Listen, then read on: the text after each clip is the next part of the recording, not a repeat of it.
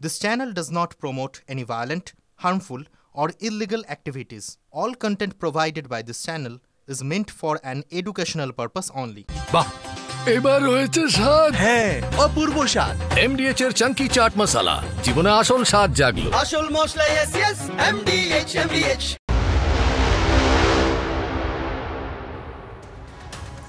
টিভি9 বাংলায় স্বাগত। হটস্পট নিয়ে আপনাদের সঙ্গে রয়েছে আমি শর্মিষ্ঠা। আচ্ছা জানেন, যুব সম্প্রদায় যদি একটুখানি তাদের স্বার্থে আঘাত লাগে তাহলে তারা কি করতে পারে জানেন না?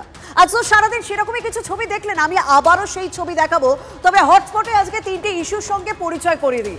সবার প্রথম ইস্যু, হিমালয়ের বরফে আগুনের আঁচ। হিমালয়ের কোলে ছোট্ট একটা দেশ, আমাদের একদম প্রতিবেশী, সেখানে আগুনের আঁচটা একটু একটু কি করে পড়েছে না হঠাৎ করে আগুনটা জ্বলে উঠলো, জানাবো আপনাদেরকে, এবং পেছনে কারণটাও দেখাবো, শুধুমাত্র ছবি নয়। দ্বিতীয় ইস্যু, ভাইজান বনাম ভাইজান। রাজ্যের যখন কিছু অংশ বা একটা পরিবার যদি বুঝে যায় না যে রাজ্যের একটা অংশের ভোট তাদের অঙ্গুলি হেলনেই চলে, তাহলে সেই পরিবারে কি পরিণতি হয়, সেই পরিস্থিতি, সেই ছবিও আজকে আপনাদের সামনে তুলে ধরবো। তৃতীয় ইস্যু, দুর্নীতি চোরাবালি, যে কারণে আজ রাজ্যের 26টি জায়গায়, 5 জেলার 26টি জায়গায় এনফোর্সমেন্ট ডিরেক্টরেট তল্লাশি চালালো, কিন্তু তল্লাশিতে কিছু উদ্ধার হলো? তাতে কি এই বালি পাচারের যে দুর্নীতি দিনের পর দিন ধরে চলে আসছে, সেই দুর্নীতি বন্ধ হবে? জানাবো আপনাদেরকে। তবে সবার প্রথমে আমাদের নজর হিমালয়ের ওই ছোট্ট দেশটার দিকে। কোলে আগুন জ্বলছে এই মুহূর্তে, বরফে আগুনের আঁচ লাগছে Himalaya.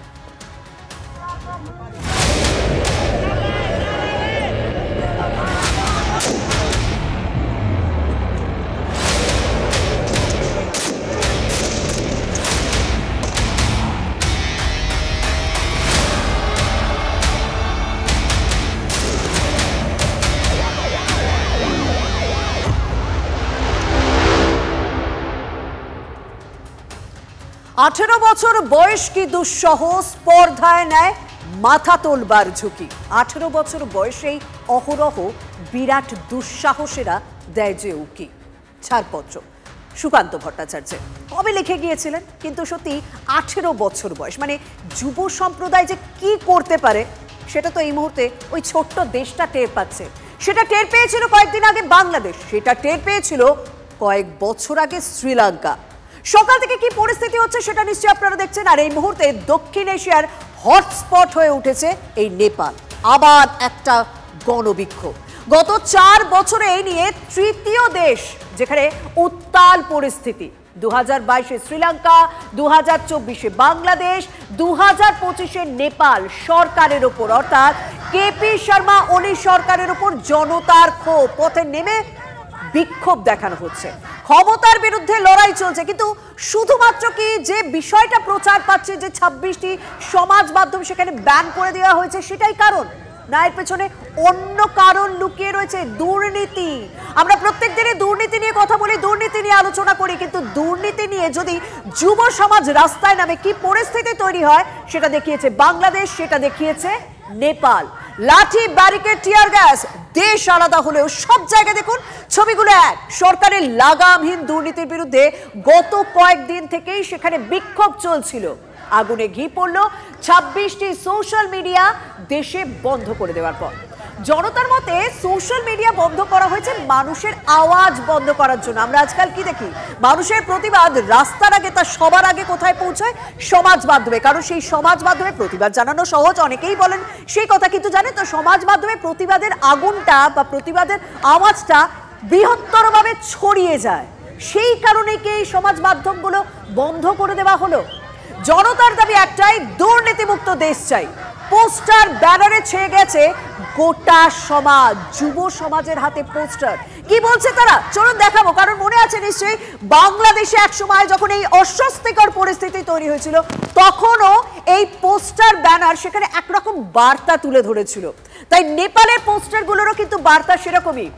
No need of earthquake, corruption shakes Nepal everyday. অর্থাৎ ভূমিকম্প নয়, দুর্নীতি নেপালকে প্রত্যেকদিন কাঁপিয়ে তুলছে। সামনে এগিয়ে আসুন, পিছবেন না। দুর্নীতি দেখলে সামনে এগিয়ে আসুন, পিছিয়ে যাবেন না। তার তারপরে gen Z against corruption and nepotism. বুঝতেই পারছেন কেপি শর্মা ওলি সরকারের বিরুদ্ধে তাদের ক্ষোভটাই মূলত আসল। সমাজ মাধ্যম ব্যান, সেটা কোথাও আগুনে ঘি ঢেলেছে। আসলে দুর্নীতি হচ্ছে তাদের প্রধান কারণ বিক্ষোভ জানানোর, ক্ষোভ জানানোর। ইউথ এগেইনস্ট করাপশন, সত্যি যুব সমাজ কিন্তু এই বিষয়টাতেই অভ্যস্ত ছিল আদি অনন্তকাল থেকে। কোনো কিছু ঘটনায় দুর্নীতি দেখলে প্রতিবাদে সবার আগে কাদের দেখা যায়? যুব সমাজকে দেখা যায়। সেটা আমার রাজ্য হোক, সেটা আমার দেশ হোক, সেটা বাইরের কোনো দেশ হোক। কারণ যুব সমাজ কোনো রকম অ্যাডজাস্টমেন্ট বরদাস্ত করে না নিজেদের সঙ্গে, নিজেদের স্বার্থে আঘাত করলে। তাই তারাই সবার আগে প্রতিবাদে নামে। তাই দুর্নীতির বিরুদ্ধে তারাই আজ প্রতিবাদে নেমেছে নেপালে। Future of youth is in danger, time to wake up, stop corruption. অর্থাৎ দেশের ভবিষ্যৎ এই মুহূর্তে বিপজ্জনক জায়গায় রয়েছে। এবার জেগে উঠুন, দুর্নীতির বিরুদ্ধে কথা বলুন। এই ধরনের পোস্টার, এই ধরনের বিষয় রীতিমতো ছেয়ে গিয়েছে সোশ্যাল মিডিয়ায়। একটাই সূত্র মাত্র, মানে এই ক্ষোভ বিক্ষোভের সোশ্যাল মিডিয়া এই মুহূর্তে একটা সূত্র। বিক্ষোভের আসল কারণটাই হলো দুর্নীতি। নেপালের সরকারের উপর সাধারণ মানুষের আর কোনো ভরসা নেই। একটা বড় অংশের মানুষ এবার রাজতন্ত্রে ফিরে যেতে চাইছেন। কিন্তু কেন? আসলে ব্যাপারটা কি বলতো, 17 বছরে না 13 বার, 17 বছরে 13টি সরকার নেপালে হয়েছে। বারবার সরকার যে বদল হচ্ছে না, তাতে নাকি প্রশাসন দুর্বল হয়ে পড়ছে আর জনতা নাগরিক পরিষেবা পাচ্ছে না। বারবার যেহেতু সরকার বদল হচ্ছে, তাই মানুষও আস্থা হারাচ্ছেন গণতন্ত্রের উপর থেকে। প্রতিটি সরকারি ক্ষেত্রে ব্যাপক দুর্নীতির অভিযোগ উঠছে, খাবার থেকে প্রয়োজনীয় জিনিস। এই জায়গাটা যখন আঘাত লাগে না, যে আমি প্রত্যেকদিন যেটা খাবো সেটার দাম যদি বেড়ে যায়, আবার প্রত্যেকদিন জীবন যাপনের জন্য যে সমস্ত জিনিসপত্রগুলো ওতপ্রোতভাবে জড়িয়ে থাকে, সেই দামগুলো যখন আকাশ ছোঁয়া হয়ে ওঠে না, তখন মানুষের নাভিশ্বাস ওঠে। তখন প্রতিবাদ করতে মানুষ রাস্তায় নামে, মানুষ বিক্ষোভ দেখায়। 60% মানুষ তাই এই মুহূর্তে রাজতন্ত্রে ফিরে যেতে চাইছেন। তারা কমিউনিজমের উপর বিশ্বাস রাখছেন না। আন্তর্জাতিক সম্পর্ক বিশেষজ্ঞ তারা কিভাবে দেখছেন নেপালের এই অভ্যন্তরীণ বিষয়টাকে শুনি। নেপালে গণতন্ত্র এখনো সেভাবে শক্ত ভিতের ওপরে দাঁড়াতে পারেনি। গত প্রায় 10 বছর ধরে নেপালে কোনো সুস্থ সরকার নেই। এছাড়া সবচেয়ে বড় কথা হলো করাপশন। যত করাপশন বাড়বে, যত দারিদ্র বাড়বে, তত কিন্তু জঙ্গিপনার সম্ভাবনা বেড়ে যায়। সাধারণ মানুষের বিক্ষোভ পৌঁছে গিয়েছিল সে দেশের পার্লামেন্টে। আন্দোলনকারীদের ছত্রভঙ্গ করতে পুলিশের গুলি। মৃতের সংখ্যা এখনো পর্যন্ত আমরা যা জানতে পেরেছি 18। জখম হয়েছেন শতাধিক, আশঙ্কাজনক অনেক। নেপালি পার্লামেন্টের একাংশ ভাঙচুরের পর আগুন ধরিয়ে দেন বিক্ষোভকারীরা। পরিস্থিতি সামলাতে সেনা নামাতে হয়েছে, জারি হয়েছে কারফিউ। সরকারি সম্পত্তি নষ্ট করতে দেখলেই গুলি করার নির্দেশ নেপাল সরকারের। প্রতিবেশী রাষ্ট্রের এই অবস্থায় কি ভারতের কোনো চিন্তা আছে? মানে দেখুন, প্রতিবেশী রাষ্ট্রে যখন এরকম অস্বস্তিকর পরিস্থিতি তৈরি হয়, তার দেশের অভ্যন্তরে এরকম অস্বস্তিকর পরিস্থিতি তৈরি হয়, স্বাভাবিকভাবে আমাদের তো একটা চিন্তা থাকবেই। হিমালয়ের কোলে এই ছোট্ট দেশটার সঙ্গে আমাদের 1751 কিলোমিটার সীমান্ত রয়েছে। আরও একবার বলছি, এই দেশটার সঙ্গে আমাদের 1751 কিলোমিটার সীমান্ত রয়েছে। আন্তর্জাতিক সম্পর্ক বিশেষজ্ঞরা একটা দিকে এই মুহূর্তে নজর দিতে বলছেন, অনুপ্রবেশ। হ্যাঁ, বাংলাদেশের সঙ্গে এই সমস্যা আমরা ঝেলছি ইতিমধ্যে। এবার নেপালেও যদি এই পরিস্থিতি তৈরি হয়, তার মানে আবার আমাদের কপালে সেই অনুপ্রবেশের চিন্তার ভাঁজ পড়বে, বলছেন তো তারাই বিশেষজ্ঞরা। শোনো, দীর্ঘ সীমান্ত এবং সীমান্ত কিন্তু পোরাস, সেই সীমান্ত প্রায় বাধাহীন সীমান্ত। ফলে ভারতকে খুব সতর্ক থাকতে হবে। ভারতকে তার সীমান্ত খুব সতর্ক পাহারায় রাখতে হবে এবং দেখতে হবে যে অবৈধ অনুপ্রবেশ যেটা সমস্যা আমাদের, সেটা যেন নেপাল থেকেও খুব বেশি মাত্রায় না বাড়ে। তাহলে এই মুহূর্তে দাঁড়িয়ে ভারত নেপাল সীমান্তের একটা অংশের ছবি আপনাদের সামনে তুলে ধরি, কারণ সেখানে অতিরিক্ত কোনো রকম নিরাপত্তায় জোর দেওয়া হয়েছে কিনা। আমাদের সহকর্মী প্রসেনজিৎ সেখান থেকে রয়েছে। প্রসেনজিৎ, নেপালের ছবি তুমি সারাদিন দেখছো, ভয়ানক পরিস্থিতি সেখানে। মানে যুব সম্প্রদায় রাস্তায় নেমে যেভাবে প্রতিবাদ করছে না, যেভাবে তাদেরকে গুলি করে মারা হচ্ছে, সেটা ভয়ানক। স্বাভাবিক ওই দেশের একাংশ কিন্তু ভয় কাঁপছেন, আর পাশে আমরা রয়েছি। কোনো রকম অতিরিক্ত নিরাপত্তা দেখছো সীমান্ত এলাকায়? আমি একবার দেখো ছবিটা দেখাবো। এটা ভারত নেপাল সীমান্তে পানি ট্যাঙ্কি, ঠিক এই যে সামনের যে এলাকাটা ওটা কিন্তু নেপাল। আর এই যে আমার এই সামনে ক্যামেরায় দেখাচ্ছি লাইন দিয়ে টোটো অটো যাচ্ছে, যাত্রীরা যাচ্ছেন, কেউ ভারতীয় যাত্রী যারা নেপালে যাচ্ছেন, কেউ নেপালের নাগরিক কোনো কাজে ভারতে এসেছিলেন, তারাও কিন্তু নেপালের উদ্দেশ্যে ফিরছেন। ঠিক ও প্রান্ত যেটা ওই যে এলাকাগুলো দেখা যাচ্ছে লাইট জ্বলছে দূরে, ওই জায়গাটা কিন্তু ঝাপা, নেপালের ঝাপা জেলা, যার সঙ্গে আমাদের এই সীমান্ত এলাকা, সেই ঝাপাতেও কিন্তু প্রোটেস্ট চলছে এবং সেই প্রোটেস্ট এখনও চলছে। কাঠমান্ডুতে মৃতের সংখ্যা এখন লাফিয়ে লাফিয়ে বেড়েছে, এই মুহূর্তে মৃতের সংখ্যা 18-এ দাঁড়িয়েছে, কিন্তু প্রচুর মানুষ গুলিবিদ্ধ হয়েছেন। যারা নেপাল থেকে ভারতে আসছেন বা ভারত থেকে যারা নেপালে ফিরছে, নেপালের নাগরিক, তাদের সঙ্গে আমরা কথা বলছিলাম, তারা বলছেন নেপালের যে দুর্নীতি, সেই দুর্নীতির বিরুদ্ধে যে ইয়াং জেনারেশন যারা নতুন এখনকার প্রজন্ম, তারা সোশ্যাল মিডিয়ায় প্রচার করছেন, আর সেই প্রচারেই কিন্তু বাধা দিতে আছে নেপালের সরকার। একদম, যে কারণে এইটাই কিন্তু সেখানকার মানুষ বলছে। তাহলে দেখলেন তো, মানে আমরা শুধুমাত্র বলছি না, নেপালের সাধারণ মানুষেরও এই বক্তব্য যে দুর্নীতির বিরুদ্ধে তারা আওয়াজ তুলেছিলেন সমাজ মাধ্যমে, সেই কারণেই 26টি সমাজ মাধ্যম বন্ধ করে দেওয়া হয়েছে। হ্যাঁ, অবশ্য অন্য কারণ দেখানো হয়েছে যে মেটাকে যে সমস্ত নির্দেশ মানতে বলা হয়েছিল সেই নির্দেশ মেটা মানেনি, সেই কারণে এগুলো বন্ধ করে দেওয়া হচ্ছে। আসল কারণ অন্য রকম, অন্য জায়গায় লোকানো থাকে, যেটা সামনাসামনি আনা হয় না। এবার একটু রাজ্যের দিকে নজর রাখি, কারণ রাজ্যের অনেক অঙ্ক লোকানো থাকে, যেগুলো সামনে একরকম হয়, ঘরের ভেতর আর একরকম হয়, আর রাজনৈতিক মহলে আর একরকম হয়। আমি বিশেষ করে না ওই হুগলির ফুরফুরা শরীফের পীরজাদা পরিবারের দিকে নজর রাখবো। মানে ভীষণ গরম এই মুহূর্তে, বিশেষ করে হুগলির ফুরফুরায়, যারা আজ কিন্তু এই মুহূর্তে দক্ষিণ 24 পরগনায় পড়ছে।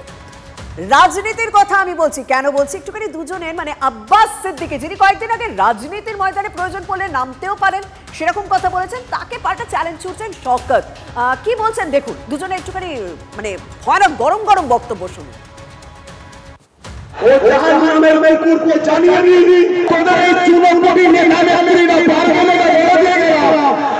তুই যদি মায়ের বা দুধ খেয়ে থাকিস, সত্যিকারে তুই যদি এক বাপের বেটা হয়ে থাকিস, আজকের এই ভাঙড়ের মাটিতে দাঁড়িয়ে আমি গর্ব করে বলছি, তুই একবার আমার বিরুদ্ধে ভোটে দাঁড়া, হয় ভাঙড়ের একা নিয়ে।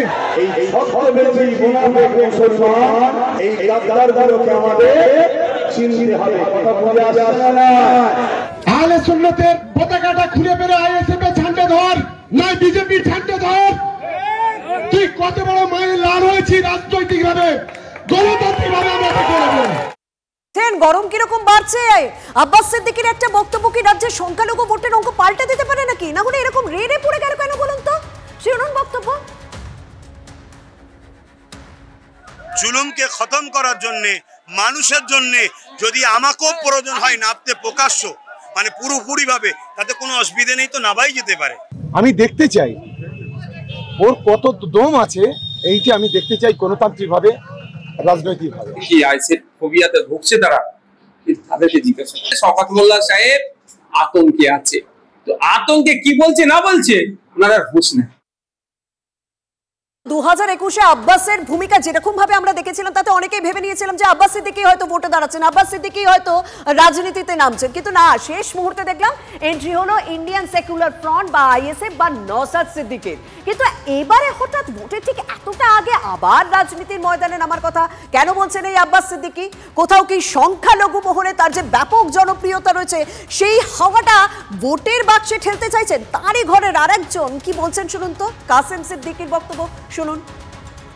আমি দলগত মমতা বন্দ্যোপাধ্যায়ের পক্ষে, আমি অভিষেক ব্যানার্জির পক্ষে। 2021 থেকে তো ও বলছিল আমি রাজনীতি করব, আমি এমপি ভোটে দাঁড়াবো, আমি এমএলএ ভোটে দাঁড়াবো।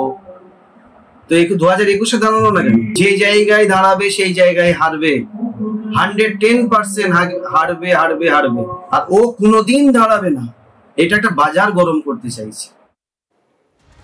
তাহলে ঘরের লোকই বলছেন বাজার গরম করছেন আব্বাস সিদ্দিকী, যদিও ঘরের লোক এখন অন্য ঘরে, মানে তৃণমূল কংগ্রেসে রয়েছেন। কাসেম সিদ্দিকী যে এই সুরেই বাজবেন সেটাই স্বাভাবিক, তবে এটা কি মনের কথা না এটা রাজনীতির কথা বলুন তো? ইব্রাহিম সিদ্দিকীর সঙ্গে আমরা যোগাযোগ করেছিলাম, মানে আরো একজন পীরজাদা ফুরফুরা শরীফে, তিনি কি বলছেন শুনুন। প্রথম পায়ের তলা মারি উড়ে গেছে, ভাঙড়ে তো পারবে না, টিকতে পারবে না ভাঙড়ে। স্বয়ং মুখ্যমন্ত্রীকে চ্যালেঞ্জ করছি আমি, ভাঙড়কে দাঁড়াতে বলুন নওশাদের বিরুদ্ধে। গোহারান হেরিয়ে, গোহারা ঘুমতে হারাম, এবার তোমার ক্যানিংয়ে যাবে, তোমার বুকে যাবে, বুকে। তোর বাবার ক্ষমতা তুই রুখতে পারিস, সে আছে, যখন ওষুধ দেবার হবে ওষুধ দিয়ে দেবে। কাসেম সিদ্দিকী বলছে আব্বাস নাকি করছে, বাজার গরম করার জন্য কথা বলছে। ও সব চমক দিবে কথাবার্তা বলে। কোন ভাইপোর কিরাম ধার আছে বাংলার কোটি কোটি মানুষ জানে। অর্থাৎ ইব্রাহিম সিদ্দিকী তিনি স্পষ্ট বলছেন যে শওকত মোল্লার এগেনস্টেই তিনি কটাক্ষ করলেন এবং কাসেম সিদ্দিকীকেও তিনি বিঁধলেন। আসলে ব্যাপারটা কি বলতো, সংখ্যালঘু ভোট এ রাজ্যে একটা বড় ফ্যাক্টর, আর এই ফ্যাক্টরকে একটা পরিবারকে নিয়ন্ত্রণ করতে মরিয়া এই মুহূর্তে একটা পরিবার, মানে পীরজাদা পরিবার, আব্বাস, নওশাদ, কাসেম, তোহা, এরা তো মানে তোহা সিদ্দিকী, এরা তো একটা পরিবারেরই, মানে ফুরফুরা পীরজাদা পরিবারের সদস্য। যদিও ভিন্ন রাজনীতির মতাদর্শে বিশ্বাসী হতেই পারেন, যদিও অনেকেই মনে করছেন ফুরফুরা শরীফের সব থেকে বেশি প্রভাব এই মুহূর্তে যদি সংখ্যালঘু মহলে হয়ে থাকে কারোর বেশি, সেটা হচ্ছে আব্বাস সিদ্দিকী। তাহলে এই যে একে অপরের বিরুদ্ধে এরকম কথার বান যে ছুটিয়ে দিচ্ছেন, সেটা কি পুরোটাই আইওয়াশ, মানে লোক দেখানো? রাজনীতির অঙ্ক একরকম, ঘরের অঙ্ক কি আর এক রকম? ফুরফুরা শরীফে পীরজাদাদের পরিবারে কি এক একজন এক এক রকম অঙ্ক করছেন? তাদের সবারই টার্গেট এক, যে আমাদের পরিবারের নিয়ন্ত্রণেই থাকবে সংখ্যালঘু ভোট। আমার ভাইজান, আবার উনি আবার উল্টো দিকে তিনি তৃণমূল কংগ্রেসের সাধারণ সম্পাদক। তিনি রাজনৈতিক স্ট্যান্ড তার থাকবে। রাজনীতি করছে বলে মানে ফাটল ধরে গেছে, আলাদা আলাদা আমাদের বাড়ি থেকে যদি রাজনীতি করে ফাটল ধরে গেছে, এটা বলা ভুল হবে। ফুরফুরা শরীফের জায়গায় আছে। নওশাদ ভাই গত লোকসভা ভোটে ডায়মন্ড হারবারে দাঁড়াবো বলে কোন অজ্ঞাত কারণে মাঠটা ছেড়ে দিলেন ভাইপোকে, এটাও জনগণ জানতে চায়। আব্বাস সিদ্দিকী রাস্তায় বেরোলে আমি বাংলার মায়েদের, বাংলার বোনেদের একটু সতর্ক থাকতে বলবো। এই কারণেই, কারণ আব্বাস সিদ্দিকী হচ্ছেন সেই ব্যক্তি যিনি কে কোন মহিলা কি পোশাক পরবেন সেটা নিয়ে শুধু ফতেয়া দিয়েই ক্ষান্ত থাকেন না। কোন মহিলা স্বল্প বসনা পোশাক পরলে তাকে গাছে বেঁধে পেটানো হবে সেই নিদানও দিয়েছিলেন। বুঝতে পারছি বড় চক্রান্ত চলছে রাজনীতির নিদানে। এই ফুরফুরা শরীফকে নিয়ে একটা মানে বড় মা মতুয়াদের মতো করার, ও হতে দেবো না, ও হতে দেবো। দেখো 2021-এ 29টি আসনে লড়াই করে একটি আসন জিতেছে আইএসএফ, কিন্তু এই আব্বাসের এই গরম গরম বক্তব্য, শওকতের এই গরম গরম বক্তব্য, শওকত মোল্লার এই বক্তব্য সংখ্যালঘু ভোটে কতটা প্রভাব পড়ে সেটা 26-এর রেজাল্টই বলবে। তবে সময় হচ্ছে একটা বিরতির, সঙ্গে থাকুন। দুর্নীতির চোরাবালিতে তদন্তে নেমে পড়েছে এনফোর্সমেন্ট ডিরেক্টরেট। রাজ্যের রাজনীতির হাওয়াও গরম হয়ে উঠেছে বালির মতন। এদের সঙ্গে কমপ্লিটলি ভাইপোর নেক্সাস রয়েছে। বড় স্ক্যাম এবং সরকারের কাছে 20 টাকা রেভিনিউ আসছে, 80 টাকা রেভিনিউ এদের মাধ্যমে এরা সহ পুলিশ সহ ভাইপোর কাছে চলে যাচ্ছে। এই যারা তদন্ত করছেন তো আপনাদেরই তো সব শাখা সংগঠন, গণসংগঠন, তো আপনি তাদের অফিসে গিয়ে সেগুলো জমা দিয়ে আসুন। তো আপনি বাইরে এই ধরনের কথাগুলো বলে কি লাভ হচ্ছে?